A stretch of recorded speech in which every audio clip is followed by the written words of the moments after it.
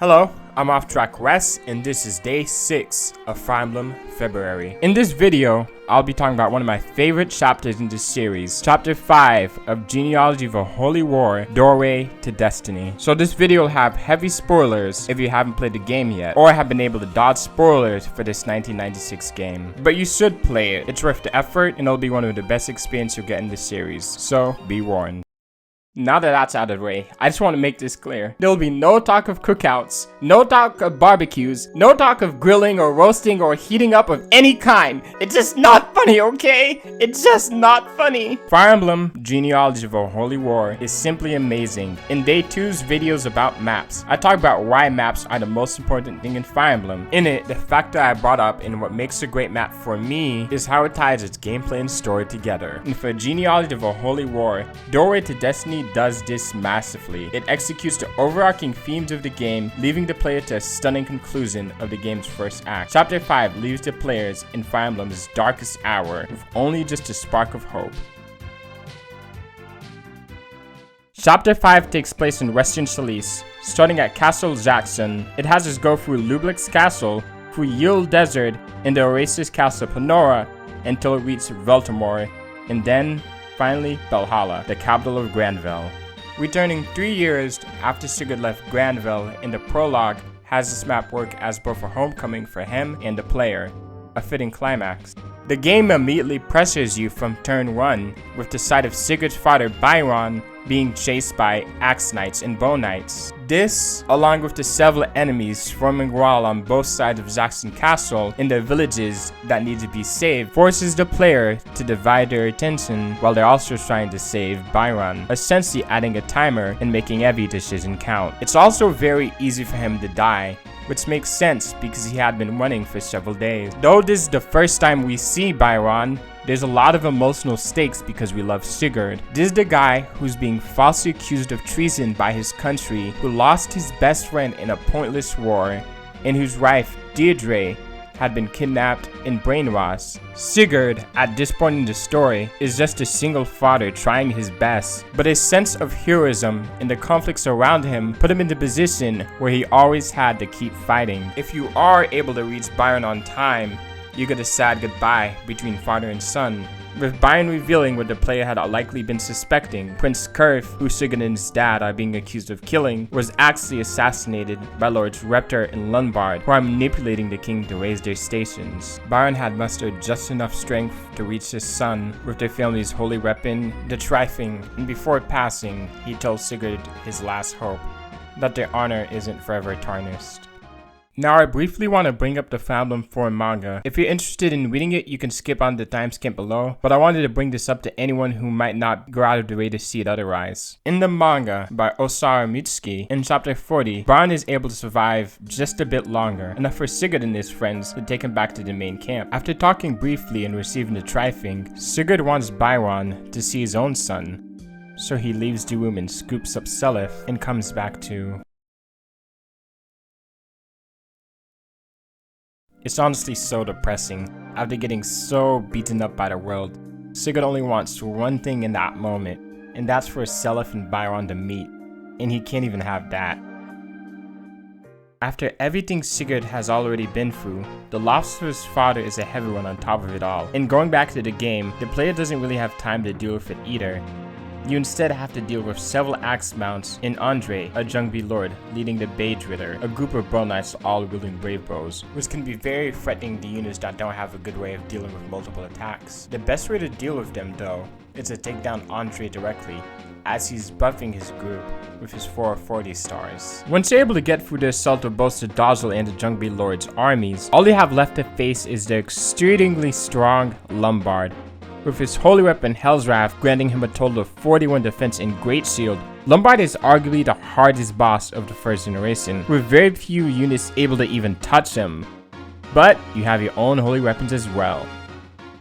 Holy weapons in general are meant to be broken to emphasize the power of the people that are using them. For Sigurd, getting the Tri-Thing from Byron as a broken sword is interesting because it puts it in the player's hands to repair it, but it also tells us how hard Byron must have been fighting before he died. Sigurd is already a powerful unit, so getting access to the Tri-Thing gives him just the push he needs to get past Lombard's insane defenses. Another powerful unit you could use is Luin for his Forseti, because it's quite honestly probably the most broken weapon in all of Fire Emblem. After Sigurd gets his revenge and captures Lublik Castle, he orders Orphe, his retainer, who had been with him from the beginning, to flee to the outskirts of Isaac or Seleth, as the battle is only going to get worse from here on out, and Sigurd doesn't want to endanger his son.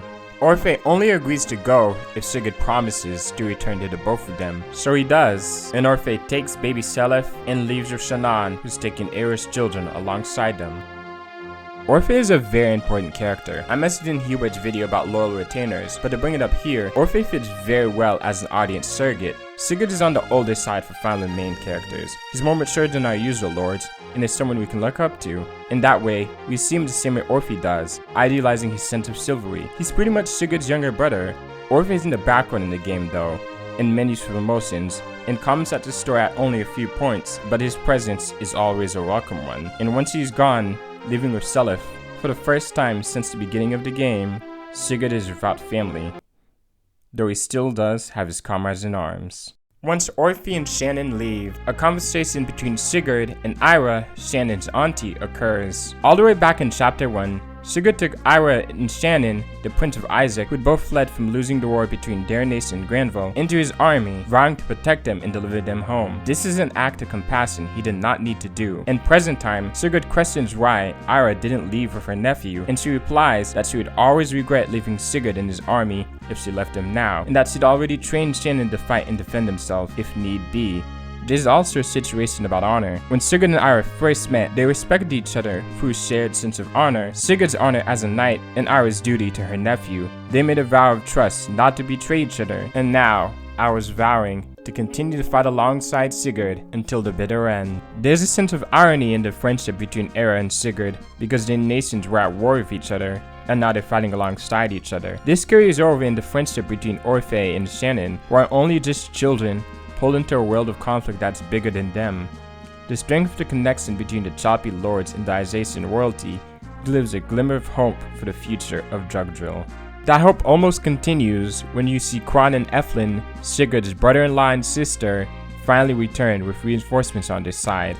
However, it quickly fades away as Tracy and Wyvern Riders come, led by Shavant, to massacre them, so the player has to helplessly watch as they're getting killed, and you can't do anything about it because the units won't be able to reach there. The death of Kron and Eflin just makes the sinking feeling the chapter gives worse. It's just a bold choice to pull this on the player, and an inventive way of using the large map of genealogy to its advantage.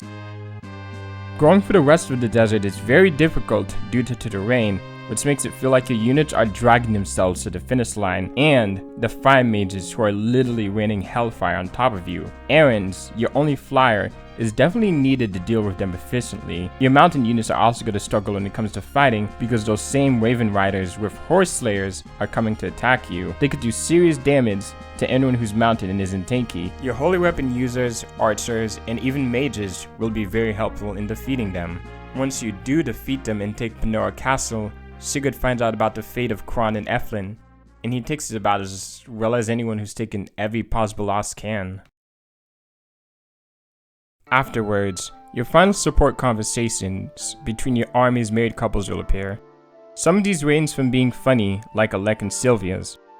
You are such an unbelievable asshole! You know, you're being bitchier than usual today, and not in a hot way. You got me pregnant, you idiot! How is that my fault? You said you were wearing protection! I was wearing my armor! While others can be very depressing, such as Tiltus and Azerals. And Iris sees once again ride or die in her support with Lex, whether it's hope, conviction, or love. These last support conversations do their job at giving you one overwhelming feeling something foreboding is going to happen, but it also gives you the sense that the connection these characters have is what allows them to keep fighting, to keep moving forward. Now, the biggest reason there's a sense of foreboding in this chapter is because of Arvis. From the very beginning of this chapter, which revealed that Arvis is married to Deirdre, he seemed to be in complete control, spewing poison in King Asimir's ear about Sigurd's treason. In his conversation with Reptar, after we take Lublic Castle, he reveals he's the one that hired the Thracian mercenaries that ended up killing Kron and Eflin and the reinforcements. Even his brother, Azael, is suspect of him. All of this makes it so that the map feels like we're walking to a trap laid by Arvis. So there's a feeling of surprise and unease when we confront the Freeze army and Reptar, and the Veldemort and Rottenwinter are attacking them and helping us.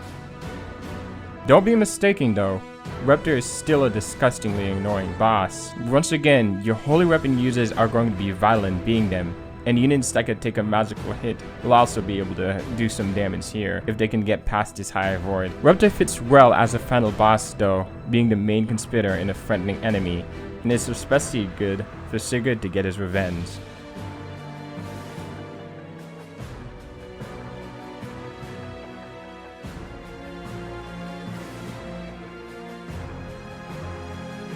So after all that fighting, when we approach Alda, she tells us Arvis knew of our innocence the entire time. And so we enter Valhalla, welcomed by Arvis himself, lulled in a false sense of security until the other shoe drops.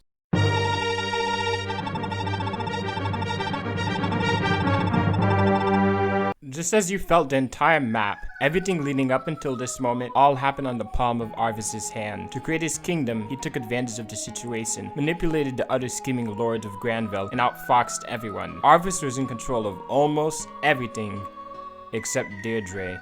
So in one last cruel move, he brings the lover of Sigurd's life and the mother of his child, Deirdre, in front of him right before he's about to kill him, flaunting her as if he's saying she's his now. And the saddest part is that she doesn't even remember Sigurd.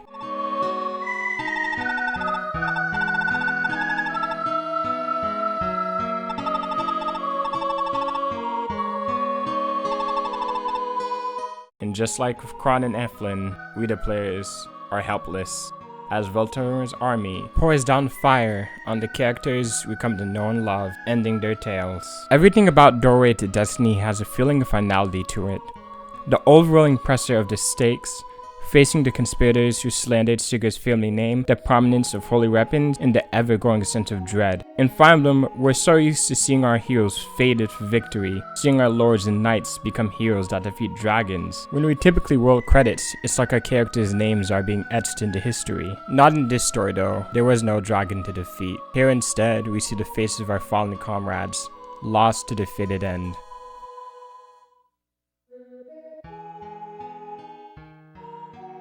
I can't believe I missed a day, I'm sorry. This video was a difficult one for me to make, but I'm overall happy with how it came out. I can't wait to talk about Seliph in this video's part 2. Anyways, I want everyone who's watching all of these know that it really means a lot, and I promise you'll still get your 28 videos, so thank you for following these.